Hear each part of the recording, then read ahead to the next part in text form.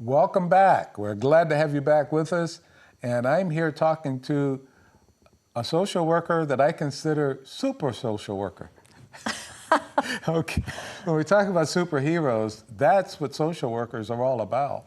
And for the people that they help, they are truly superheroes. So, Laura, I want you to tell me more about, well, the fact that you are a superhero, being a social worker. Tell me more about how you perceive that and how some of your clients perceive that. Well, Tom, actually, most of us who are mental health professionals would not call ourselves superheroes. Agree. But it's been said that social workers are superheroes. Absolutely. However, do you know how we're superheroes? Is that we empower other people. We help them figure out what their superpower is. So that a social worker's superpower is helping others figure out their superpower. And it all goes back to that strengths perspective. Oh, Let me tell you a story. Okay, go ahead. I had a little girl when I was a school social worker. A little girl was sent to my office by the principal, about 6 or 7 years old, and she had been diagnosed with ADHD. So this little gal, she was Now, for smart. those that don't know what ADHD is. Attention deficit hyperactivity disorder. Yes. And I don't know, when I was growing up, that described everybody. The definition of child is attention deficit hyper. Yes. But this little girl had been given that diagnosis, and she had started to use it as an excuse to get away with not appropriate behavior. Yep. And so she was hitting other little children on the playground and not behaving appropriately. And so she was sent to my office to talk about that. And I sat her down and I said, okay, talk to me. She said, I have ADHD. I can't help it. I have to hit people. And do you know what I did? And this all goes back to that strengths perspective. I pulled out a video of an Olympic gymnast. It was the summer right after, it was right after the summer of the Olympics. Okay. And I pulled out a videotape of an Olympic gymnast who had been diagnosed with ADHD, but now was winning gold medals. And I said, what do you think about that? Guess what? That girl has ADHD. Look what she's doing with it. Beautiful. And so basically the point was trying to help this little gal see that what she thought of and what a lot of people around her had communicated to her was a negative attribute. Yep. Actually, if she channeled it in the right direction, she had more energy and more bounce and more spunk than the average little kid. And we helped her get into some classes where she was able to do tumbling. And the last time I saw her, she was at the top of the cheer squad. And was channeling that energy in a good direction. And that, to me, that's what I want to do. That's what I want to do. And I get to do it now as a professor teaching my students how to do that, how to channel, how to take the negative and have it work for the good in your clients.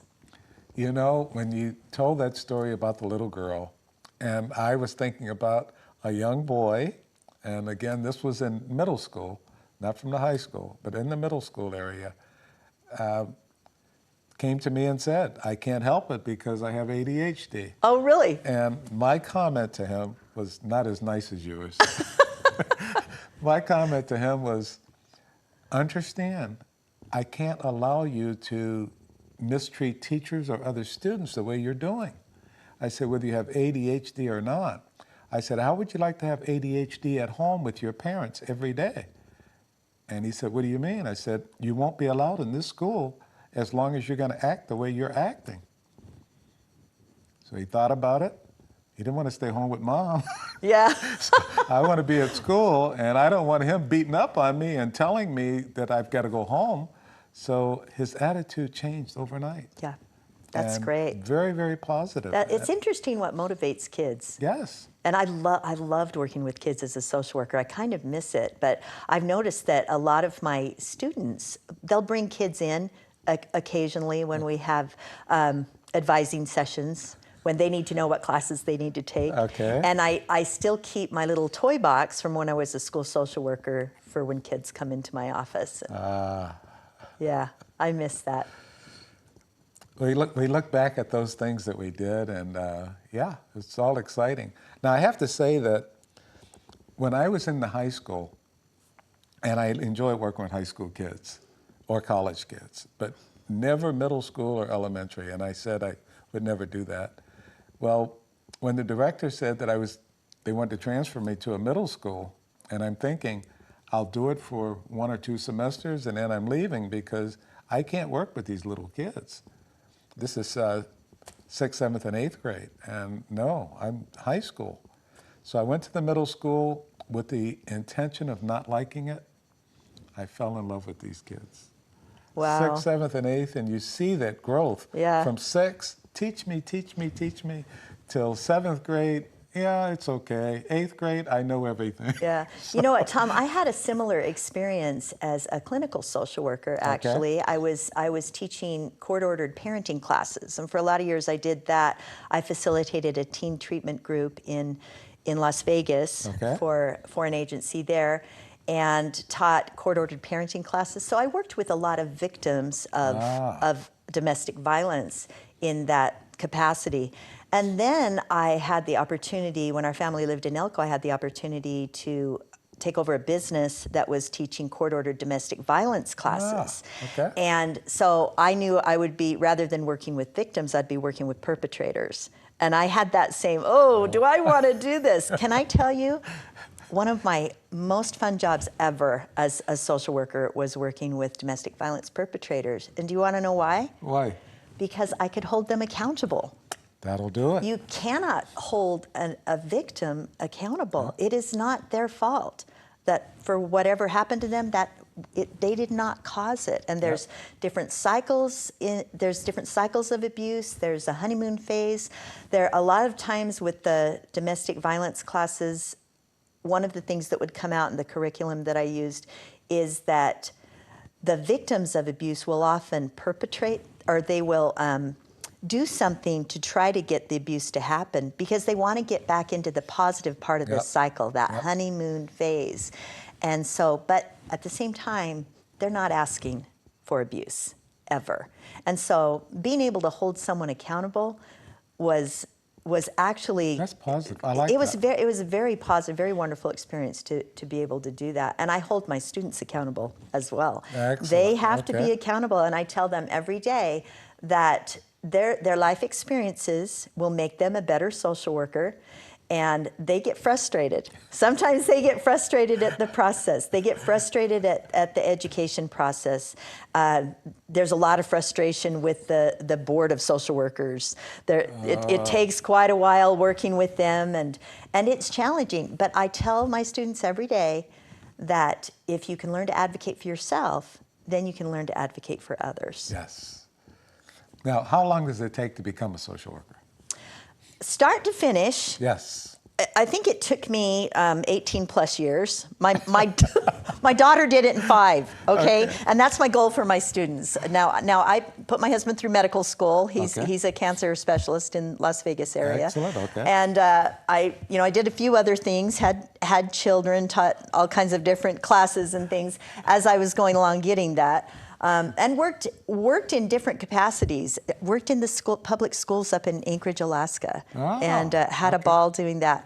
But start to finish, the program that I teach now, students can do it in 5 years. They can get their master's degree in 5 years. Okay. The And program, you're emphasizing that they need the master's. Oh, absolutely. Don't stop at the bachelor. Not need. You can stop with a bachelor's degree, and you can get jobs out there. But why not? This is what I tell my students. If it takes you this long to get your master's degree, why not go this much further? If it takes you this long to get your bachelor's degree, why not go this much further and get your master's degree? Because if you go through the program at Great Basin College, then... And this is called the 3+1 program. Okay. Do you know why it's called that? Yes, you told me before, but I want you to tell them. Okay. The first 3 years are done in your own backyard in rural Nevada. Great Basin College has a 85,000 square mile campus. We have college campuses in Winnemucca, Elko, here in Pahrump, Ely, Battle Mountain.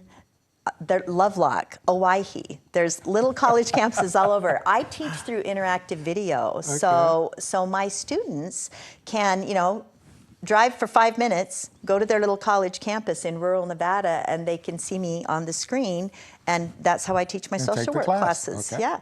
So the first 3 years, the classes are taught through Great Basin College in your own backyard. Okay. That last year, my students go over to University of Nevada, Reno. All the classes are online. But they go 4 weekends. They go over to UNR. They use the same facilities that the medical students use, and they get to practice therapy, group therapy. They get to know their cohort. They have. Oh, this is great. Yeah, they go for 4 weekends, Friday, Saturday, and Sunday. They hear lectures live, and so they get to kind of take all of this material that they've been learning online and apply it to the world of social work. Oh, that's beautiful. And then if they do well, if they get a B or better in all of their social work classes with that bachelor's degree, then they can apply to be in the accelerated program and get their master's degree in 1 year. Oh, wow. Exactly. This is the shortest from point A to point B, being a master's level mental health professional. This is the shortest way to get it. I'm not going to say it's easy. It's not the easiest way. But however, Great Basin College has a wonderful attitude about helping students succeed. That's what we want to do. We want to help students succeed. And something we didn't talk about is the fact that, we said Great Basin College, but there are a lot of people that probably didn't know when we said GBC that we're talking about Great Basin College. I want to say something else, too, before we run out of time. And that's the fact that my other guest was supposed to be Chief Lewis, our fire chief. He had an emergency meeting, so he wasn't able to come and be with us. So for that reason, we're going to have more social work for the rest of the hour. This is fantastic. Too bad I don't like to talk. Oh, wait. We had so much more information. I was thinking we were going to run out of time, and now we have more time. We'll probably still run out of time, but we have a lot more information that we're going to share with you. And again, I still want to make sure that if you have any questions about social work, Great Basin College, or anything else that Laura can answer, be sure to give her a call. You know where she's located. You know how to get in touch with her. So write down that number, give her a call and say, Laura, I'm interested in social work. Help me. Now come back and join us for the next session.